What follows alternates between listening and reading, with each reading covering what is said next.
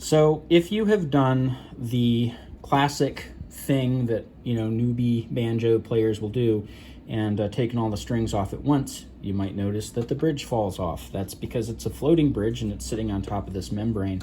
And when the string pressure isn't on it anymore, it just falls off because there's nothing really holding it on. So what you encounter then is this problem of, well, how do I put the bridge back on? Now, I'm going to run through a couple of key points here. The first key point is that when you look at this bridge from the side, so profile view, you're going to notice a very slight difference in the way that these sides come down, and that relative to the bottom here, this side here is more of a 90-degree angle, whereas this side here has a little bit of a cant to it. And the reason that is to resist the bridge pulling over, because the tension on the back here between the bridge and the tailpiece is going to be much greater than the tension of the strings on the playing side. And so that cant goes on the back side towards the tailpiece to prevent that pulling from happening. That's how you can remember that goes in that direction, is by its functionality. The next thing that you're going to need to know is how to locate the bridge. Now, you're going to be working with a thing called scale length. Scale length is what you get when you measure from the inside of the nut to the very tip top of the 12th fret.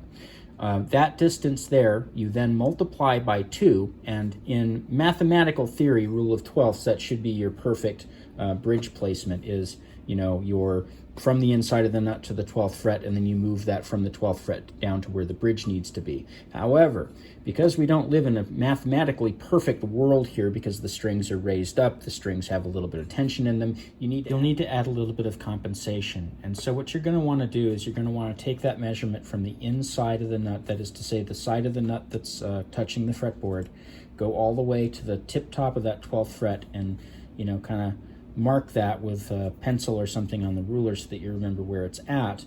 And you're going to need a really fine ruler for this. What you're going to want to get is something that shows you like 32nds of an inch or 64ths of an inch, ideally.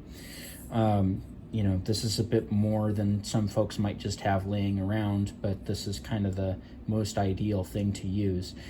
You could also just use like something stiff that you could put up against the nut and then mark where that's supposed to be, and then do the next thing that I'm going to do, which is talk about that compensation. So you want to get that measurement from the inside of the nut to the top of the 12th fret, and then you want to take that from the 12th fret and go over the head of the banjo, and right at that point you're going to want to add another 1/16 of an inch, and that 1/16 of an inch is going to be your compensation, and that's going to actually make sure that the instrument intonates correctly, which means that when you play the open note and you play the note at the 12th fret, that you should have a perfect octave, or at least close to a perfect octave.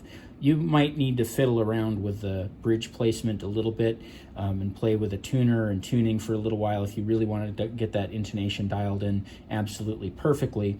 But just keep in mind, if you do go through all that effort, that it's an acoustic instrument, so it's never going to be perfect, and depending on the temperature, humidity, and stuff that's going on that day, that intonation might float around a little bit, even if you have dialed it in perfectly. So most people just kind of go with, good enough, close enough when it comes to this kind of thing. Want to know. This has been Drew Jones of Drew's Guitar Shop in Seattle, Washington. If you enjoyed this video, you found it helpful and educational, link this around to your friends who might also find it helpful and educational. Like, subscribe, hit that bell button, and all of that good stuff. If you want to kick me a few bucks for this, I have a link to my Patreon and my Ko-Fi in the description of the video. I also have a link down there to my Reverb page where I sell some stuff and instruments, and you might check that out. There might be something interesting in there for you. I also have a link down there to my website where I have my pricing info for repair work and my contact information, as well as a page that I wrote on caring for stringed instruments. Recently added to that page is a page that I wrote all about fretwork, everything you could possibly want to know about fretwork. And if you do find something that's not in that page, let me know and I'll add it. But you can access that page by going to the pricing page in my website and clicking on any of the hyperlinks underneath fretwork. Anyway, this has been Drew Jones of Drew's Guitar Shop in Seattle, Washington. Thank you for watching.